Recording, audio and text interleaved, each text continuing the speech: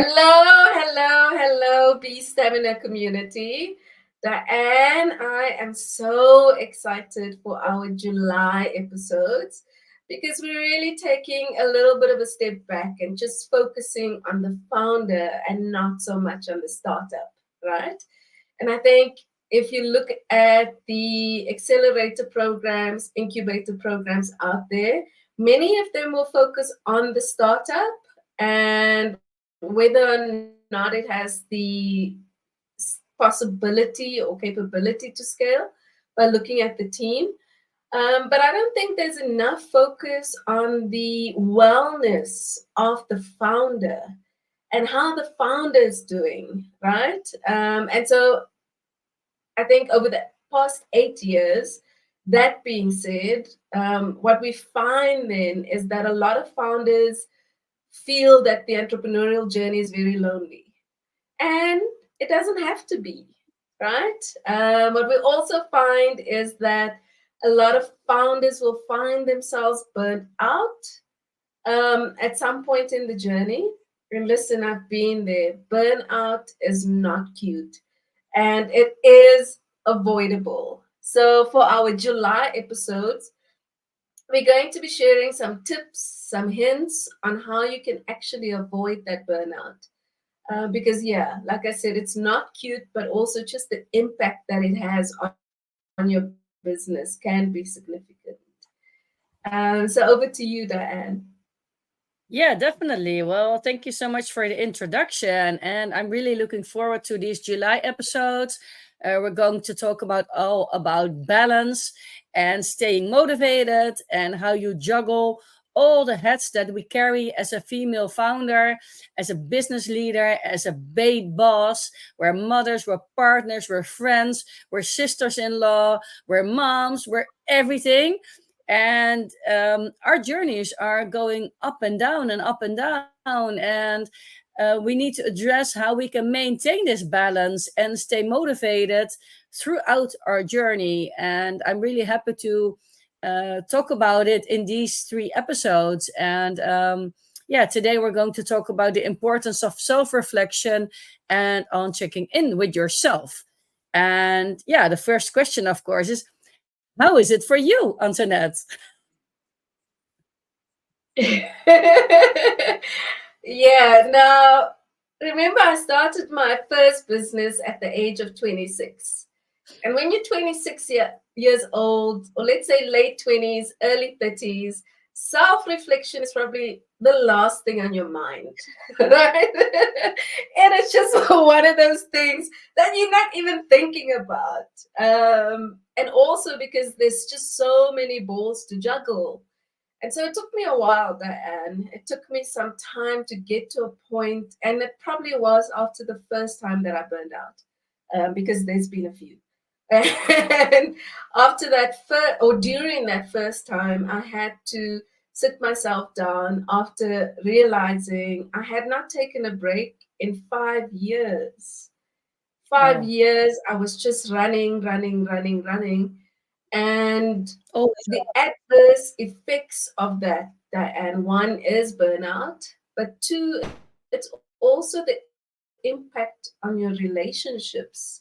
Like you've said, we are, at least for me, I'm not a mom, I'm not a wife, but I am a daughter, I'm a sister, I'm a friend, and then a girlfriend, So it definitely took a toll on my relationships as well.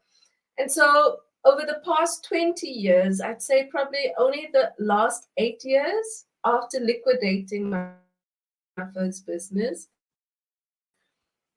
have I really gotten to a point where self reflection, taking time to be intentional about it, became very important for me.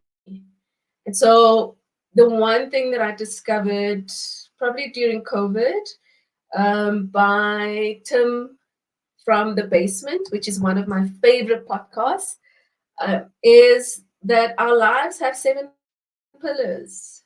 And so it's not just about checking in on your financial pillar or your professional pillar, but we have 7 pillars. And this is how I have prioritized it for myself. And you can obviously, if you want to use this methodology, prioritize the 7 pillars in the order that is important to you.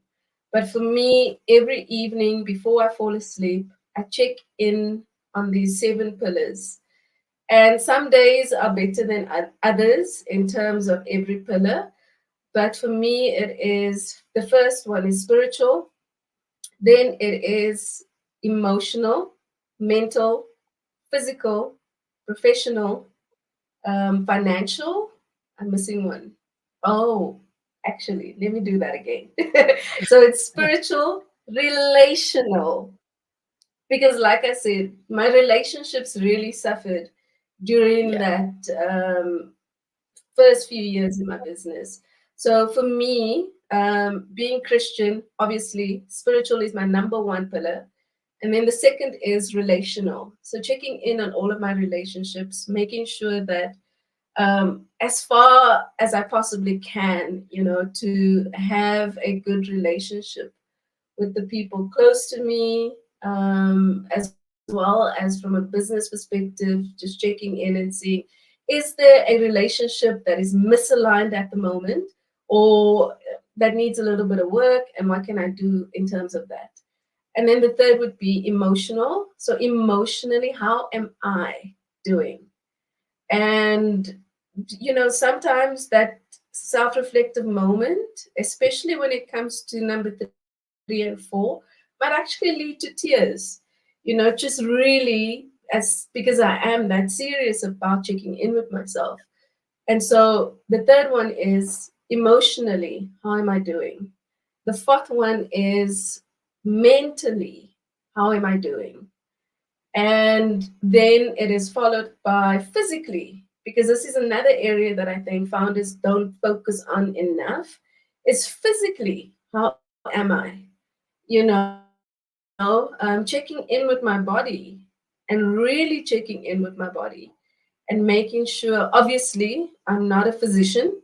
So, I'm not going to have a clear understanding of what's going on. But if I feel a nagging pain, for instance, in one area on a constant basis, then I need to be paying attention to that. And like we always say, or like we see on social media, if you are not prioritizing rest, your body will tell you when you need to. And if you refuse to pay attention to your body, then eventually, and I think Steve Jobs is probably our poster boy when it comes to this. He had an amazing entrepreneurial journey, but he probably didn't take care of this pillar, his physical pillar, right? Which then I'd say probably led to him being taken from us too young. And so checking in with myself physically, and part of that physical check-in, which I need to fix, is obviously making sure that you are taking care of yourself physically.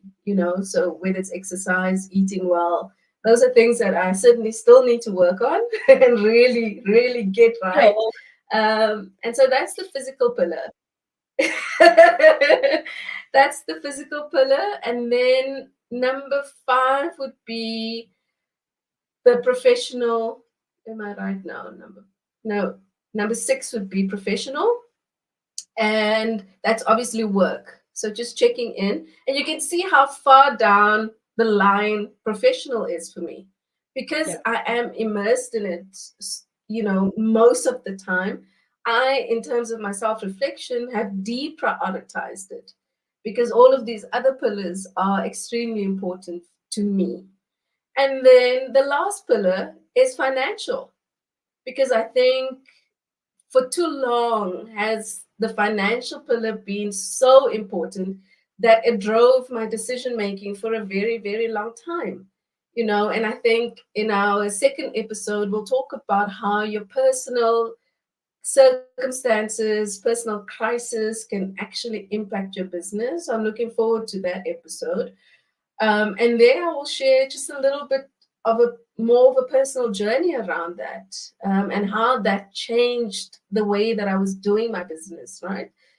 So I have deprioritized the financial pillar, but it doesn't mean it is less important than the other pillars, right? So I do give it the attention that it needs. Yeah, I think from an And you're economic aware of perspective, it. if we just look Important. at South Africa at yeah, and just really taking that moment to introspect, make sure that I'm not adopting old financial habits, for instance, and because, like we shared in the money episode, that's been probably the biggest struggle on my entrepreneurial journey. And so there, I just make sure every evening when I check in with myself is to make sure that I'm not falling back into old habits. I'm not falling back into old thinking. So that's how I go about my self reflection Yeah. on a daily basis, Diane. And then I guess from a business perspective, it's at the end of the week, sitting myself down and then just looking at the previous week. And I think if I look at June, for instance, the relational pillar was probably the main one that I had to focus on, in terms of all of the relationships that I have at the moment are certainly aligned to the big, hairy, audacious goal. And so you'll find that sometimes in your self reflection, you'll get to a point where one pillar might take priority over another. And in evaluating those relationships, evaluating the alignment, I had to make some tough decisions around that, and it wasn't easy. But again, I think, what's very, very important for me, and I think we might have shared it in one of the episodes, is that from a relational perspective, every single one, especially in terms of business, has to share three things, and that's my values, my vision, and my lifestyle, right? So June for me has been a month where the relational pillar, when it comes to business, took priority because I had to reevaluate a few relationships and whether or not they share those three things and if they would align for that long term vision. So, yeah, I guess not a nutshell, really, but that's how I go about my self reflection. Yeah, you mentioned really good that it took you a while to find out for yourself what was a healthy way for you to go about it, because you learn through burnout and through being restricted by your own body and your own mind that you needed to take care of yourself. And for me, I was also young when I started. I was 19. The only thing I could think of was like building this business. That was only it. There was no mindset about taking care of yourself. Don't go for a burnout. I didn't have a family. I didn't have a partner. I still lived at my parents' house. I didn't have any other thing to think about, only growing my business. So over the years, of course, it changes, but then it's really difficult to just adjust and say, okay, now I'm having a family, so now I need to adjust my role as a female founder. You don't really sit down and think about it. You need to, but you don't. You really need to think about, okay, I really need to start um, prioritizing my own health, and I need to start thinking about my own things as well, and not just only on the things that people might think that you need to think about, like how you take rest for yourself and how you take care of your physical self. And I think it's really good that you just stipulated that and brought it into perspective that you need to um, have those kind of awarenesses, and you need to have it aligned to make sure that everything is working, and you need to make sure that everything is in place to avoid getting a burnout and avoid running past yourself or running only after a money theme or only after like a certain success, because it's so relatable when you get sick. or you're being held back by burnout, then you can't do anything anymore. So what's the fun of having success or financial freedom or a huge business if you can't enjoy it because you're sick? So that's a real big thing in this, where you say, okay, if you don't balance it yourself, your body will balance it for you. And that's not maybe on the moments that you really like it to be. Because usually on the moments that you want to sparkle and you want to be the center of attention, then suddenly your body's pulling you back and saying, no, no, no, this is too far. Now you need to step back. And then you go like, I can't. I mean, sometimes when you watch the Netflix documentaries on all the big singers, I remember watching the one of Katy Perry like years ago, and it did a documentary about her backstage and her life while her life was falling apart. Well, we talk about it in the next episode. And also how she was sick and she needed to get on stage. She needed to have that concert. She needed to perform. And she just wasn't able to. She was so sick, and she's at last minute, they had to pull her back from stage because they said, if you're going to continue, this is going to get much worse. Then you maybe have to cancel the entire tour. And then how bad she even felt for all the fans that were already present there, were waiting for her. She had to cancel that evening to just go back to herself and focus on herself to become stronger and better to perform maybe the next day or in 2 days. And I think it's good that they show those documentaries to us, because when I grew up, there was not such a thing as a backstage sign of someone that's like such an idol who has like a human side. We always forget people who have success, that they also have a human side. They also have family. They also have a certain role outside of their business. They're also someone's father, someone's daughter, someone's a partner, someone's best friend. They also sometimes need to be submissive in or other role outside of their business. And it's good when you find that balance for yourself, because for every entrepreneur it's different. For every entrepreneur it hits different, depending on your hobbies, your interest, your passion, also about your circumstances privately. Like you said, you don't have a partner and you don't have a family, so for you it's different than for me. I have a family, I have kids, so then you also have to focus in a different way on your personal life to make sure that it's still important enough to go for that success in your business way and professionally, but also stay the mom and the friend and the spouse and whatever outside of that picture. And yeah, it's so important that we keep talking about these subjects to highlight it, how important it is to find a balance. And there is no real success formula to a balance. I mean, we all need to hit that rock bottom, or we all need to hit that certain point that we go like, I cannot continue going like this because, I'm not happy. It's unhealthy for my situation. And then you start peeling off those onion skins and saying like, okay, but I need this. And like you said, with your 7 signals, your 7 what you do at night, that's really important. I don't use it in that way, but I journal at night. I write down my biggest wins of the day, my losses of the day, things that I learned, also privately, not just only professionally. And I also take time, like on Sunday, to prepare my week in advance.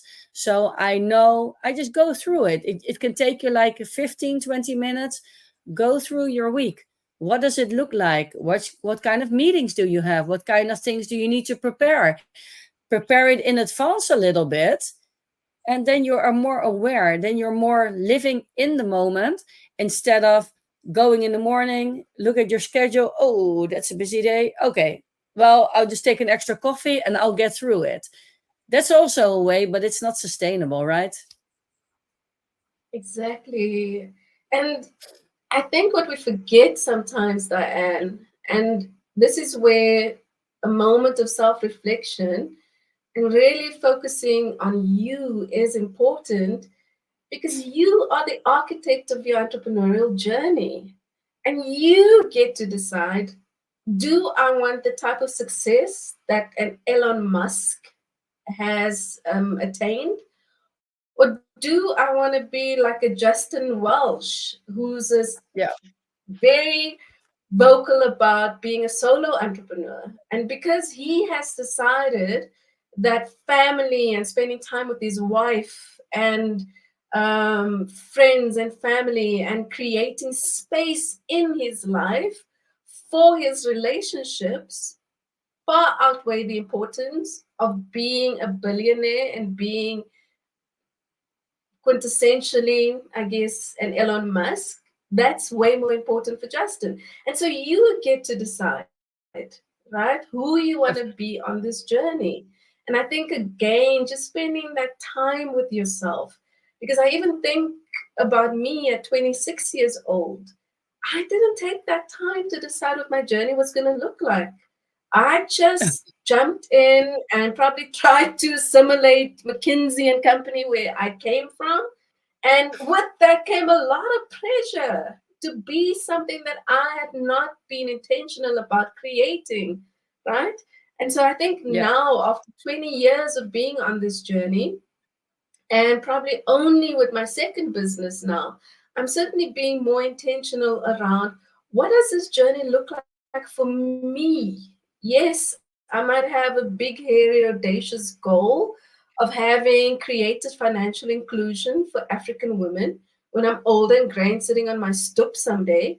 But there's obviously ways to go about achieving that goal that doesn't have to negate me as a human being and also my cadence and my rhythm. So I might have more of a Justin cadence and not an Elon Musk cadence, right? But that doesn't mean that I'm not going to achieve what I want to. Because if we look Def- at Sarah Blakely, the founder of um, you, the underwear company. Sorry. I'm right? sorry, Sarah. So, I mean, she created her own rhythm. She created Yeah. her own cadence, and when she was going to IPO. So I think it's important, and especially I'm going to say this, and I'll say it with my chest, right? For African female founders, you decide what your journey is going to be like. You decide on your cadence, you decide on your rhythm. So, for instance, if you do have a family, hubby, and kids, and you're also trying to balance being a founder, perhaps that cadence then is a Justin cadence and a Justin rhythm. But that doesn't mean that you're not going to achieve those millions. I mean, Justin, having created his own cadence and not trying to emulate the Musk, is still turning over millions, right? And so Def- it's not impacting the success that he wants, but he's still prioritizing whether it's lunch or dinner with his wife, being able to go on vacation when he wants to. And so he's crafted an architect an entrepreneurial journey that works for him while still being able to achieve that big, hairy, audacious goal.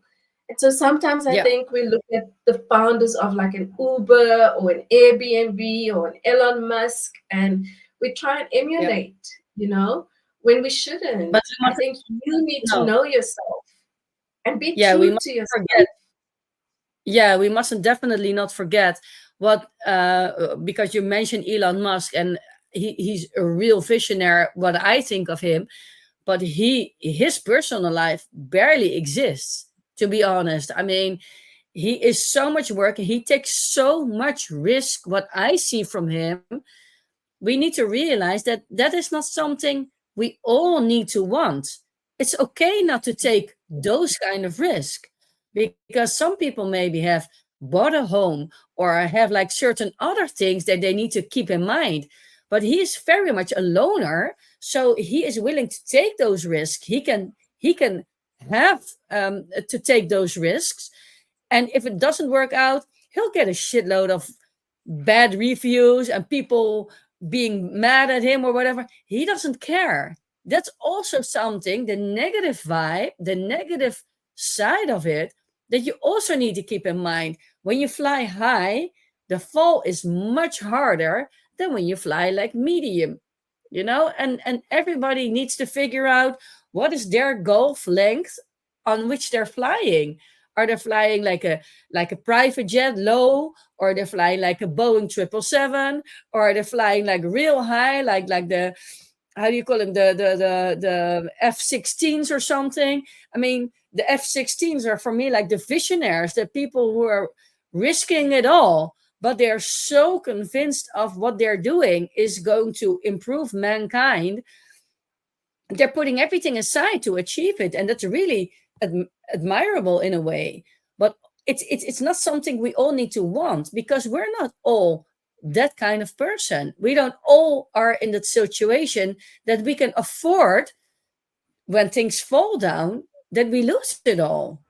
I mean, I think it's healthy to figure out for yourself early stage on, what is it that you really want to achieve with your business or with your profession, with your goal in mind?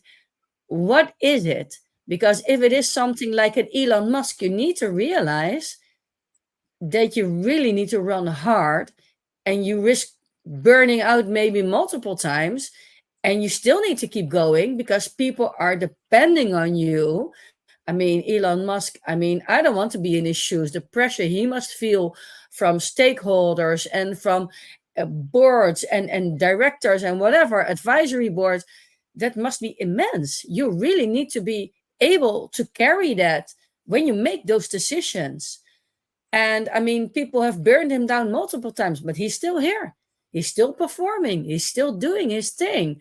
So I think when you start, and when you grow and you start scaling, you really need to start figuring out for yourself, what level am I going to fly? What level is suitable for me as an entrepreneur? Am I willing to risk in my personal life, in my health, in my mental health, my physical health, to be able to pursue that goal, to pursue that dream, to pursue that certain passion that you have for your business? Yeah, That's I so think I leave it. important. It's so, so important. I think I've had too many conversations with founders where they had to get to a point of burning out, losing everything, going bankrupt before they get to this moment where they decide, what is this journey going to look like for me? Right? And so I don't want any of you guys to be me, because, yeah, that was me as well. Um, and I think the earlier on in your journey, you can really just sit yourself down and architect and design your journey and what that success is going to look like, right? So, are you a Sarah Blakely from Spanx? That's what it was. Yeah. Who's not necessarily, who grew her business organically. And with that organic growth, it meant that it was going to be slower than if she had investors, right? But she decided to go the organic route. And yeah, her cadence, her rhythm probably meant that she could spend tons of time with family. She could go on vacation when she chooses to, just like a Justin. And it really is up to you. I think even the founders of MailChimp, only after 20 years of growing MailChimp organically, did they decide to sell. And so you, as the founder, you get to decide what that cadence and what that rhythm is going to be. Yes, be cognizant of your competitors and be cognizant of the market share and, probably how they're going about it. But don't try and emulate them. You Be you. decide. Yeah, just show up as you. And if that rhythm and cadence is going to be a little bit slower than your competitor, then so be it. I heard something the other day that Starbucks was in one city, one Starbucks, I think, for can't remember the exact number of years, but I think it was 10 or 15 years before they expanded. And so many of us have bought into the notion that you have to move fast and break things. No, I, Anto Profi, after 20 years, can say to you today, I am not a move fast and break things type of entrepreneur. No, I bought into that at some point. And because I'm not designed and engineered that way, it's not my personality. I burnt out. Whereas an Elon Musk can move fast and break things because that's his personality. Yeah. But that wasn't my personality. And so I tried it, but it burnt me out and it bankrupted me because it's not who I am. And so only after the liquidation of Afrofusion could I come to those to really understand myself, and who am I? What am I trying to create? What is the cadence and the rhythm that I am going to go about achieving that big, hairy, audacious goal? And I don't have to emulate anyone. I don't have to seem like I'm doing this big, hairy, audacious thing to the world. No, I can take my time. I have enough time while I still maintain all of these 7 pillars that are extremely, extremely important to me. So I think for me, that's the important thing, Diane, in terms of self reflection. That self reflection must get you to a point as a founder to really deeply understand yourself. Who are you? What are you trying to build? What is the cadence and the rhythm that you're going to go about building this thing, right? And so then when you start appointing your A team, like we spoke about in the live, those people have to buy into that cadence and into that rhythm, because there's no way that I am going to bring a move fast and break things type of person into my space. It's because they're going to go against the cadence and rhythm that I'm going to be moving in. So yeah, I think for me, if I can leave one thing with our female founders today, it is, as you make time for that self reflection, it has to be about you understanding you and what is important to you. And then craft and design an entrepreneurial journey that speaks to you. Wow, that's a beautiful way how we can conclude this episode. I mean, what else can you ask for? I think when I listen back to our episode, we give so much value and so much information that these female founders listening really should help have themselves like a coach in us both to help them craft their journey. I mean, it's really beautiful, and the way you share your story as well. Yeah, I'm really happy that you joined me for these sessions. Is there Oh, anything thanks, Diane. anything else you want to add to close this episode? No, thank you so much.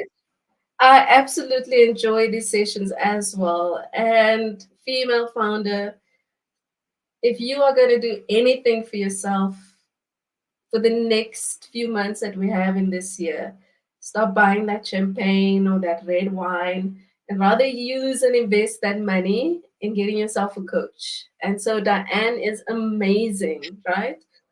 So that, like we've said Thank today, you. that can be that space for self reflection. And so that you can design and craft a journey that will help you attain that big, hairy, audacious goal according to your cadence and rhythm. Great. Well, thank you so much again for joining me on this first episode on balance and motivation. And I'm already looking forward to our live end of the month. But first, we're going to record 2 more episodes on balance and motivation. So please join us also for the next episode. And we'd love to see you back then. Thank you so much and have a good Yeah. day. Thanks, Diane. Bye, guys. Bye bye.